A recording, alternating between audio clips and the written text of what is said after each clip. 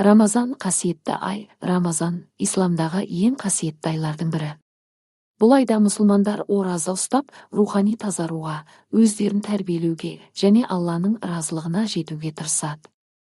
Рамазан тек ішіп-жеуден тыйылатын уақыт емес, ол жүрек пен жанды тазартып, нәпсіні тәрбиелеу кезеңі. Рамазанның тарихы. Рамазан айы исламның 5 парызының бірі болып табылады. Ол біздің заманымыздың 610 жылы пайғамбарымыз Мұхаммедке алғашқы уахи түскен қасиетті ай ретінде белгілі. Бұл түн қадір түні деп аталады, және Құранда оның 1000 айдан да артық екені айтылады. Пайғамбарымыз мұсылмандарға ораза ұстауды бұйырды, ал 624 жылы ораза ислам дініндегі парыздардың бірі ретінде бекітілді.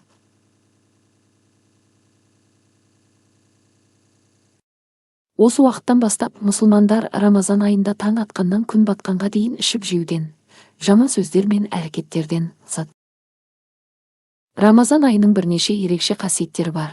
Құран осы айда түсті. Бұл мұсылмандар үшін ең маңызды оқиғалардың бірі. Қадір түні осы айда болады. Бұл түнде дұғалар қабыл болып, тағдыр жазылады, сауаптар еселенеді. Бұл айда жасалған әрбір игі іс, дұға мен садақа бірнеше есе көбейіп жазылады. Жұмақ қақпалары ашылып, тозақ есіктері жабылады. Пайғамбарымыздың хадистерінде осы айда шайтан шынжырланып, адамдарға азғыру азаятына айтылған. Рамазан кешірім айы. Бұл айда Алла тағала шын жүрекпен тәубе еткен адамдардың күнәларын кешіреді.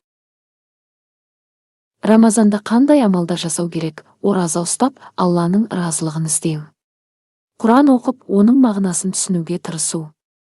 Қосымша намаздар оқу, тарауих. Кедейлер мен мұқтаждарға садақа беру. Жаман сөздер мен істерден алыс болу.